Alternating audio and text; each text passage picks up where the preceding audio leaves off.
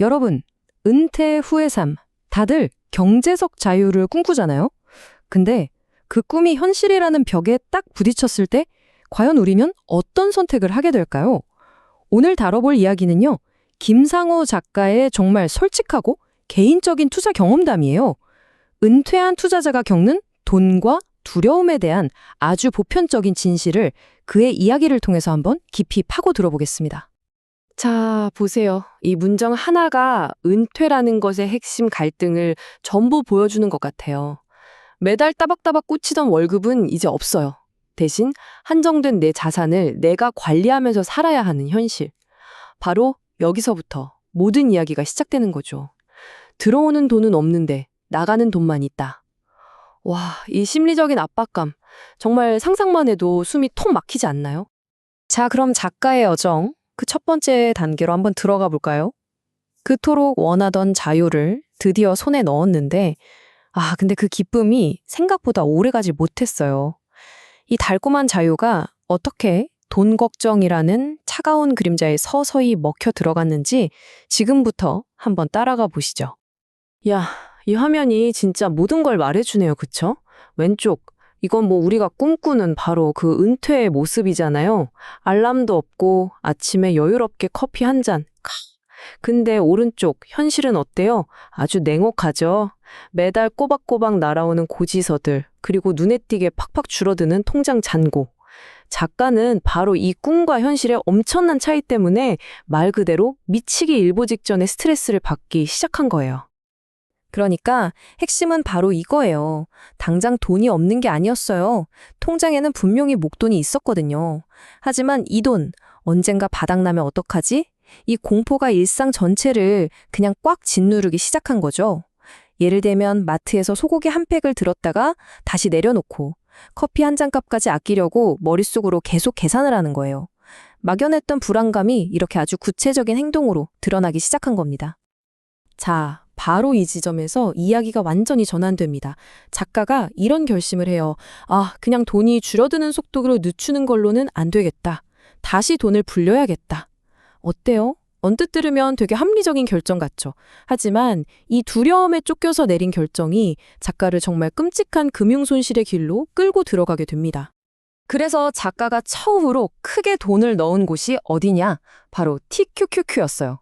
이게 뭐냐면 나스닥 지수의 하루 움직임을 3배로 따라가는 어마어마하게 위험한 레버리지 ETF거든요. 빨리 그리고 크게 벌고 싶다. 이 조급함이 결국 이런 위험천만한 선택을 하게 만든 거죠. 심지어 처음에는 하루에 막 10만 원, 20만 원씩 수익이 나니까 와, 이거구나. 이게 투자지? 하는 완전한 착각에 빠져버렸습니다. 하지만 결과는 뭐 보시는 그대로입니다. 정말 끔찍하죠. 단 일주일 만에 450만 원이 그냥 공중분해됐고요. 이걸 어떻게든 만회해보려고 감정적으로 막 물타기를 하다가 결국 투자했던 1,000만 원 중에 900만 원을 날려버립니다. 이 말도 안 되는 속도, 이 엄청난 규모의 손실, 이건 뭐 그의 자신감을 그냥 산산조각 내버렸죠. 그럼 여기서 끝났을까요? 아니요. 사람은 그렇게 쉽게 포기하지 못하죠. 손실을 만회해야 한다는 압박감에 작가는 두 번째 도전에 나섭니다. 이번에는 그래, 제대로 공부해서 해보자. 이런 마음으로 QLD랑 SSO라는 또 다른 레버리지 상품에 이전보다 훨씬 더 큰 돈인 2천만 원을 넣게 돼요. 하지만 그 결과는 정말 더 끔찍했습니다.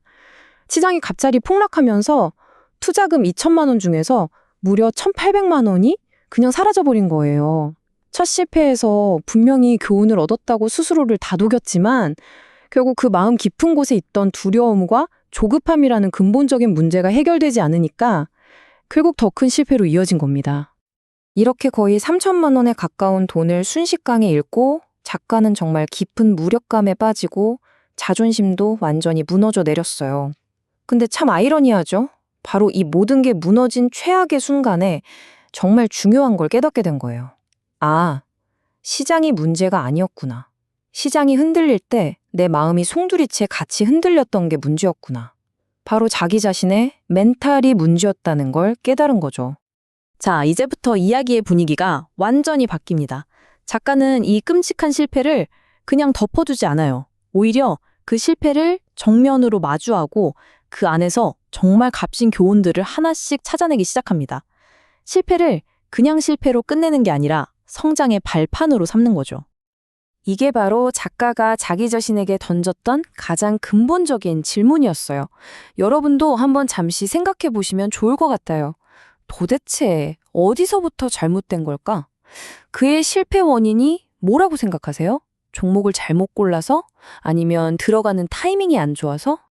작가가 3천만 원이라는 정말 비싼 수업료를 내고 깨달은 교훈은 바로 이 세 가지였습니다.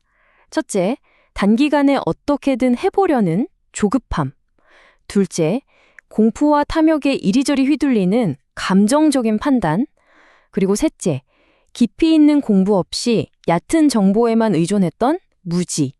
바로 이 세 가지가 실패의 핵심 원인이었던 겁니다. 이 화면에 바로 그 세 번째 교훈을 아주 명확하게 보여주네요. 작가가 뭘 깨달았냐면요.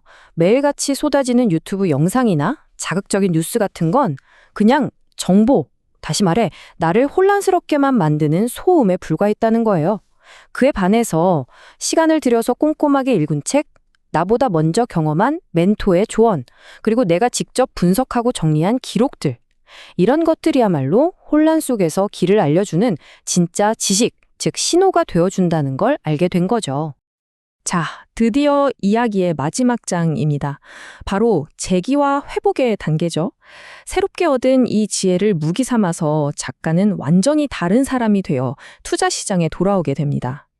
과연 어떻게 그 끔찍한 실패를 딛고 다시 일어설 수 있었을까요? 그의 새로운 투자 철학은 한마디로 흐름입니다. 더 이상 인생을 한 방에 바꿔보려는 그런 대박을 노리지 않아요. 대신에 시장의 큰 흐름을 이해하고 그 흐름 안에서 꾸준하게 또 계획적으로 자산을 불려나가는 시스템을 만드는 데 집중하기 시작한 거죠. 이건 고위험 도박에서 장기적인 전략으로 완전히 탈바꿈한 겁니다. 이 표를 보시면 새로운 전략의 효과가 얼마나 강력한지 바로 알 수 있습니다. 자, 새로운 마음으로 다시 투자를 시작했는데 첫 달에는 어땠어요? 과거의 그 조급한 습관이 아직 유령처럼 남아있어서 오히려 50만 원 손실을 봤어요. 하지만 여기서 무너지지 않고 흐름 전략을 꾸준히 밀고 나간 결과 단 3개월 만에 120만 원의 확실한 수익으로 전환하는 데 성공한 겁니다. 정말 대단한 변화죠? 이 문장이야말로 작가가 이 모든 과정을 통해서 얻은 가장 큰 깨달음이 아닐까 싶습니다. 실패는 부끄럽지만 포기는 더 부끄럽다. 실패의 고통 속에서 그냥 주저앉아 버리는 게 아니라 그 경험을 통해서 배우고 어떻게든 다시 일어서는 힘, 바로 그 회복 탄력성이 결국 작가 자신을 구원한 셈이죠. 오늘 들려드린 이 이야기는요, 그냥 한 사람의 투자 실패담이 아니에요. 이건 돈을 대하는 우리 모두의 마음, 그 심리에 대한 굉장히 깊은 통찰을 던져주고 있습니다. 자, 마지막으로 여러분 스스로에게 이 질문을 한번 던져보시길 바랍니다. 지금 내 돈을 움직이는 것은 명확한 계획인가? 아니면 막연한 두려움인가? 이 질문에 대한 여러분의 답이 바로 여러분의 재정적 미래를 결정하게 될 겁니다.